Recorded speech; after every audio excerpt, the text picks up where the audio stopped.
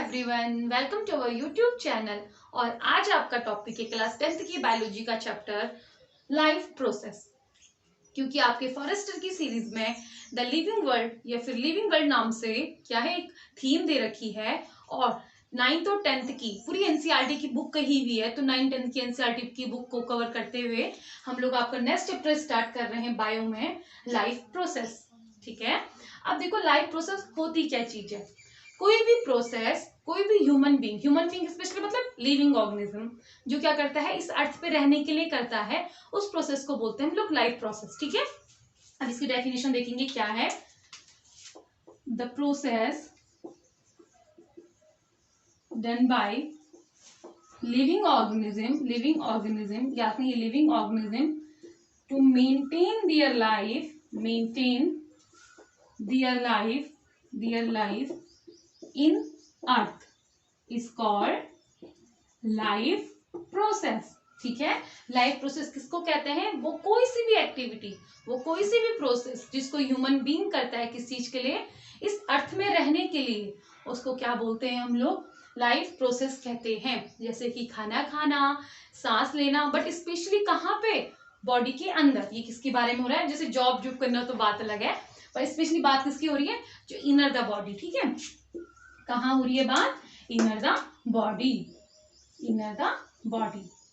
अब inner the body तो बहुत फंक्शंस होते हैं। अब उन फंक्शंस को देखते हैं क्या क्या है। आपके जो फर्स्ट चैप्टर है उसमें स्पेशली दो फंक्शंस के बारे, न्यूट्रिशन के बारे में दे रखा है आपके पास। तो पहला फंक्शन देखो क्या हो जाएगा आपके पास? न्यूट्रिशन हो जाएगा। ठीक है, दूसरा क्या हो जाएगा आपके पास? न्यूट्रिशन के साथ साथ आपके पास आ जाता है रेस्पायरेशन। एक एक करके सारे टॉपिक्स देखेंगे। ठीक है, थर्ड आ जाएगा ट्रांसपोर्टेशन। ठीक है, फिर फोर्थ आ जाएगा एक्सक्रीशन। ठीक है, अभी तो ये बेसिक टॉपिक है, बाकी आपके पास ग्रोथ के बारे में भी दे रखा है, रिप्रोडक्शन के बारे में भी दे रखा है बेसिक, और एक तरह कोऑर्डिनेशन दे रखा है आपके पास, coordination and control. Coordination and control specially होता क्या है कि आप किसी चीज को देख के क्या कर रहे हो, कोई भी लिविंग ऑर्गेनिज्म है, अगर उसमें क्या होगा, कहीं पे कोई चीज टच होगी तो वो क्या करेगा? उसका रिस्पॉन्स करेगा। ठीक है, तो उसी चीज को क्या बोलते हैं? कोऑर्डिनेशन एंड कंट्रोल कहते हैं। ये तो कुछ बेसिक थे। आज हम देखेंगे न्यूट्रिशन के बारे में कि न्यूट्रिशन क्या होता है। ठीक है, अब यहाँ पे न्यूट्रिशन के पार्ट तोड़ेंगे कि न्यूट्रिशन कैसा कैसा और क्या क्या। ठीक है, बाकी इसको अब करते हैं। ठीक है, अब देखो न्यूट्रिशन क्या होता है? Intake of food, specially mode of intake of food. ठीक है, कोई भी मोड मतलब कोई भी तरीका। ठीक है, mode of intake of food. ठीक है, खाना खाने के तरीके को हम लोग क्या कहते हैं? न्यूट्रिशन कहते हैं। अब खाना खाने के तरीके, मोड ऑफ न्यूट्रिशन। ठीक है, मोड ऑफ न्यूट्रिशन कितने होते हैं? 2 होते हैं। तो ये मोड ऑफ न्यूट्रिशन होते हैं। ठीक है, मोड ऑफ न्यूट्रिशन क्या होता है? Specially intake of food. ठीक है, इनटेक ऑफ फूड। अब फूड के अंदर क्या प्रेजेंट होते हैं? न्यूट्रिएंट्स। क्या होते हैं? न्यूट्रिएंट्स। और न्यूट्रिएंट्स क्या क्या है आपके पास? Carbohydrate, minerals, vitamin, fat, starch, everything. ठीक है, जो भी न्यूट्रिएंट्स हैं आपके पास। अब मोड ऑफ न्यूट्रिशन कितने होते हैं? मोड ऑफ न्यूट्रिशन कितनी होती है? मोड ऑफ न्यूट्रिशन कितने टाइप के होते हैं? तो ये होते हैं स्पेशली 2 टाइप के। एक होता है आपके पास ऑटोट्रॉपिक। ठीक है, ये होता है आपके पास ऑटोट्रॉपिक, और दूसरा होता है हेट्रोट्रॉपिक। ठीक है, हेट्रोट्रॉपिक। ठीक है, अब देखो ऑटोट्रॉपिक में क्या क्या आता है। ऑटोट्रॉपिक में वो एनिमल्स आते हैं, वो प्लांट्स आते हैं जो अपना खाना क्या बनाते हैं? खुद बनाते हैं। एनिमल्स इसलिए बोला गया क्योंकि वीनस फ्लाईट्रैप का भी प्लांट होता है जो क्या करता है? खाने को इंजेक्ट भी करता है और क्लोरोफिल में प्रेजेंट होता है और अपना खाना भी बनाता है। तो ऑटोट्रॉपिक में वो ऑर्गेनिज्म आ जाएंगे जो अपना खाना खुद बनाते हैं। एग्जाम्पल आपकी बुक का है क्या? प्लांट। तो अपना खाना जो खुद बनाते हैं उन्हें क्या कहते हैं? ऑटोट्रॉपिक कहते हैं। और वो क्या है आपके पास? Specially plants. ठीक है, क्या है आपके पास? प्लांट्स। अब आ जाएगा हेटरोट्रॉपिक। अब हेटरोट्रॉपिक को यहाँ ऊपर तोड़ते हैं क्योंकि हेटरोट्रॉपिक में आपके पास 3 आ जाते हैं, तो ये जो हेटरोट्रॉपिक है यहाँ ऊपर, ठीक है। तो हेटरोट्रॉपिक में सबसे पहले आपके पास आता है पैरासाइट,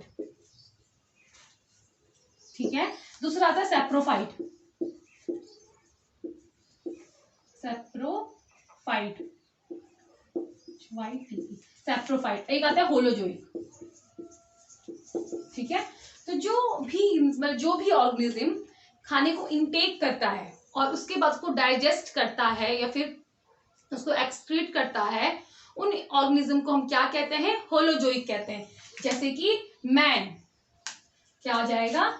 मैन, ठीक है। और एमीबा भी देखा है आपने, एमीबा क्या करता है? इंजेक्ट करता है, चाहे उसको सीडोपोडिया कहते हैं, बट वो इंजेक्ट करता है, फिर प्रोसेस स्टार्ट होती है और उसके बाद उसको क्या कर देता है? एक्सक्रीट कर देता है। तो इसके एग्जांपल क्या हो जाएगी? एमीबा भी हो जाएगा, ठीक है, एमीबा भी हो जाएगा, ठीक है।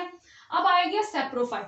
सेप्रोफाइट स्पेशली क्या होते हैं? जो डेड में, जैसे फंजाई वगैरह जहां लगती है ना, जो डेड में क्या करते हैं? जो भी एनिमल्स जो डेड से खाना लेते हैं, डेड को, ये डेड या फिर कोई डिके चीज होगी उससे अपना खाना लेते हैं, उन्हें क्या बोलते हैं? सेप्रोफाइट कहते हैं। जैसे कि फंजाई, ठीक है। अब पैरासाइट क्या होता है? पैरासाइट होते हैं जो लिविंग ऑर्गेनिज्म से अपना खाना लेते हैं। तो जैसा आपके पास कसकट्टा कहते हैं, अमरबेल कहते हैं, कसकट्टा को क्या बोलते हैं? अमरबेल कहते हैं, अमरबेल, ठीक है। अमरबेल के साथ जो क्या होते हैं? जू होते हैं, लाइस होते हैं, वो भी क्या होते हैं? स्पेशली पैरासाइट होते हैं, ठीक है। अब आगे मॉस्किटोस, जो हमारे घर की मक्खियां होती है, मच्छर होते हैं स्पेशली, वो क्या करते हैं? खून चूसते हैं ना, तो किसी लिविंग ऑर्गेनिज्म से ले रहे हैं खून, तो वो भी क्या हो जाएंगे? हमारे पे पैरासाइट हो जाएंगे। तो क्या हो जाएगा? मॉस्किटो, ठीक है। तो ये था आपके पास इसके बारे में, हेटरोट्रॉपिक और ऑटोट्रॉपिक के बारे में। इनके कुछ एग्जांपल्स थे, किनको क्या कहते हैं, किनको क्या कहते हैं। और आज हम कवर करेंगे सिर्फ किसके बारे में? प्लांट्स के ऑटोट्रोपिक न्यूट्रिशन के बारे में। मतलब आज क्या पढ़ेंगे हम लोग? फोटोसिंथेसिस के बारे में पढ़ेंगे। तो सबको पता है फोटोसिंथेसिस क्या होती है, कि जब क्या करता है कोई प्लांट अपना खाना बनाता है, उसको क्या कहते हैं हम लोग? फोटोसिंथेसिस कहते हैं, ठीक है। तो फोटोसिंथेसिस की एक इक्वेशन है, होता क्या है कि हमारे पास होता है CO2, जो प्लांट कहाँ से लेते हैं? ऑक्सीजन, मतलब सराउंडिंग से लेते हैं, ठीक है। CO2 ले लिया, CO2 के बाद H2O वो कहाँ से लेते हैं? H2O लेते हैं वो वाटर, मतलब किससे? रूट से, ठीक है, थ्रू जाइलम, रूट से ले लिया पानी। अब उसको क्या करेंगे? उसको बना देंगे वो कार्बोहाइड्रेट। तो कार्बोहाइड्रेट क्या हो जाएगा? C6H12O6, ये तो हो गया ग्लूकोज। और साथ में क्या निकाल देंगे? O2, जो हम क्या करते हैं? लेते हैं, ठीक है। अब इसमें क्या होता है? ये तो प्रोसेस आपने इक्वेशन देख दी, रिएक्शन देख ली। यहाँ पे किसकी प्रेजेंस में होगा? सनलाइट की प्रेजेंस में होगा, ठीक है, सनलाइट की प्रेजेंस में होगा। और कहाँ होता है? जो मीजोफिल सेल्स होती हैं आपकी, वहां ये फोटोसिंथेसिस की प्रोसेस होती है। और मीजोफिल सेल्स में क्या प्रेजेंट, कहाँ, ये देखो कहाँ होती है? तो देखो मीजोफिल सेल्स में होती है। अब मीजोफिल सेल्स में क्या प्रेजेंट होता है? क्लोरोप्लास्ट प्रेजेंट होता है, क्लोरोप्लास्ट प्रेजेंट होता है। और क्लोरोप्लास्ट के अंदर होता है क्लोरोफिल।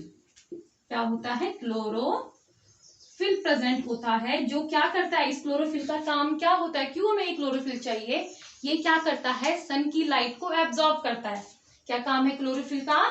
सन की लाइट को एब्जॉर्ब करना, एब्जॉर्ब सनलाइट, ठीक है।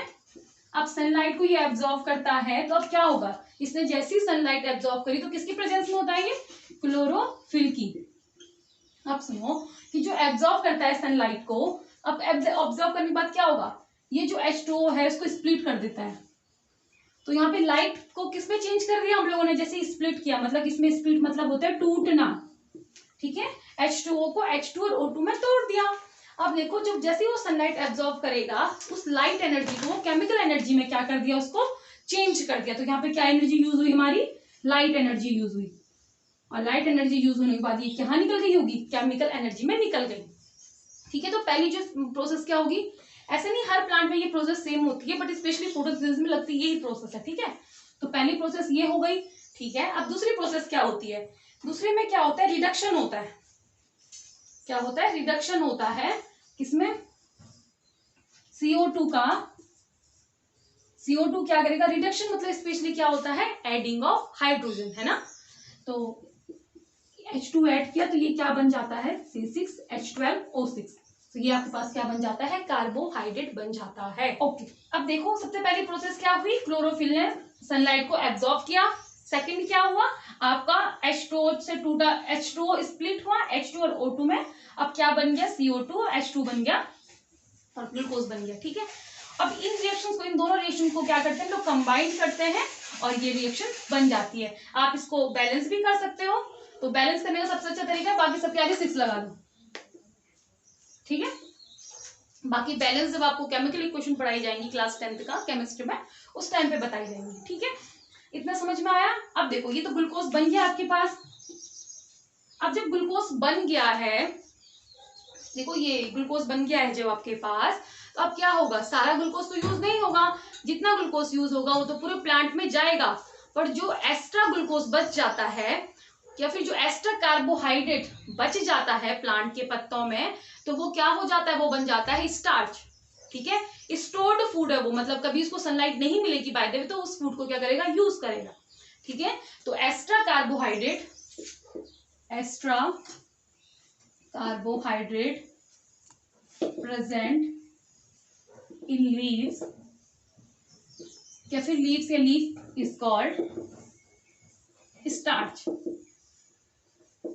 ठीक है, अब इसका टेस्ट करने के लिए एनसीईआरटी की बुक में एक टेस्ट दिया है जिसको बोलते हैं आयोडीन टेस्ट। तो हम ये याद रखना, जब भी आयोडीन हम लोग किसी प्लांट के पत्तों में डालते हैं, बहुत बड़ी प्रोसेस है, इसको 3 दिन तक अंदर रखना पड़ता है, क्योंकि क्या होगा उसके बाद वो स्टार्च सारा ले लेगा, फोटोसिंथेसिस की प्रोसेस होगी। तो फिर आपको सिर्फ एक बात याद रखनी है, आयोडीन को जब भी स्टार्च मतलब आयोडीन को ढालेंगे अगर हम पत्तों में ड्रॉप वाइज, तो क्या होता है, हमारा पत्ता ब्लैक ब्लैक सा दिखने लग जाता है। अगर उसमें ब्लैक ब्लैक दिखने लग जा रहा है तो उसमें प्रेजेंस ऑफ स्टार्च दिखाता है। ठीक है, ये था आपके पास इसके बारे में। टेस्ट कैसे करेंगे स्टार्च का, बायो आयोडीन, याद ना, starch of testing of starch with the help of iodine. और आयोडीन क्या है, जो हमारे पास क्या है, हेलोजन फैमिली है, हेलोजन फैमिली का मेंबर होता है। ठीक है, मतलब जो भी आपको दिखता होता है वो याद कर दिया करो पूरे उसमें। एक और आयोडीन आपको दिखता होगा, कभी चोट लग जाती है, हॉस्पिटल जाते हैं, तो जो नीला नीला लगाते हैं पट्टी के ऊपर, वो ही आयोडीन है। ठीक है, इतना था आपके पास इसके बारे में, स्टार्च के बारे में, किसके, फोटोसिंथेसिस के बारे में। एक छोटा सा और बात है, एक सेल्स होती है यहाँ पे गार्ड सेल, जो क्या करती हैं, अंदर बाहर करती हैं किसको, गैसेस के एक्सचेंज को, मतलब। ठीक है, तो जो गैसेस का एक्सचेंज होता है, कुछ कुछ जो पॉइंट्स हैं, मतलब कहाँ से, जो ये CO2 अंदर आती है, CO2 अंदर आती है और ऑक्सीजन बाहर जाती है, तो ये प्रोसेस कहाँ होती है आपकी, स्टोमेटा में होती है। ठीक है, ये प्रोसेस स्टोमेटा में होती है। स्टोमेटा में क्या प्रेजेंट होते हैं, गार्ड सेल प्रेजेंट होते हैं। ठीक है, अब देखो गार्ड सेल का खेल देखते हैं। ठीक है,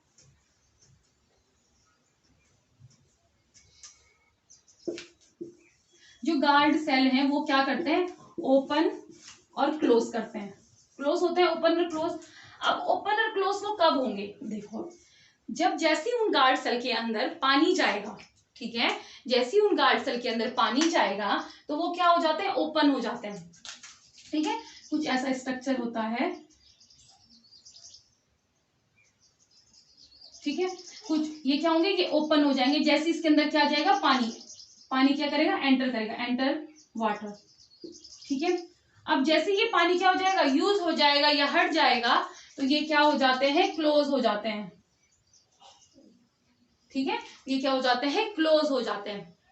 अब इससे ये क्लोज क्यों होंगे, ये मतलब कि कोई भी चीज है, कंजर्वेशन ऑफ वाटर की प्रॉपर्टी दिखाती है यहाँ पे, कोई भी प्लांट, वो जो एक्सेस ऑफ वाटर का क्या होता है कि जो पानी है वो क्या ना हो, बाहर ना हो और यूजेबल ना हो, इस कारण वो क्या हो जाते हैं, क्लोज हो जाते हैं। दूसरी बात, एक होते हैं क्यूटिकल सेल। ठीक है, जो जो क्यूटिकल सेल्स होते हैं वो हमारे जो जो अभी पढ़ा था हमने, मेसोफिल सेल्स होती हैं जो उसके ऊपर उसके नीचे प्रेजेंट होते हैं, जो एक्स्ट्रा जो पानी है उसको बाहर जाने के लिए, जो पानी को बाहर जाने के लिए हेल्प करते हैं। ठीक है, जो फ्लो ऑफ वाटर को reduce the flow of water.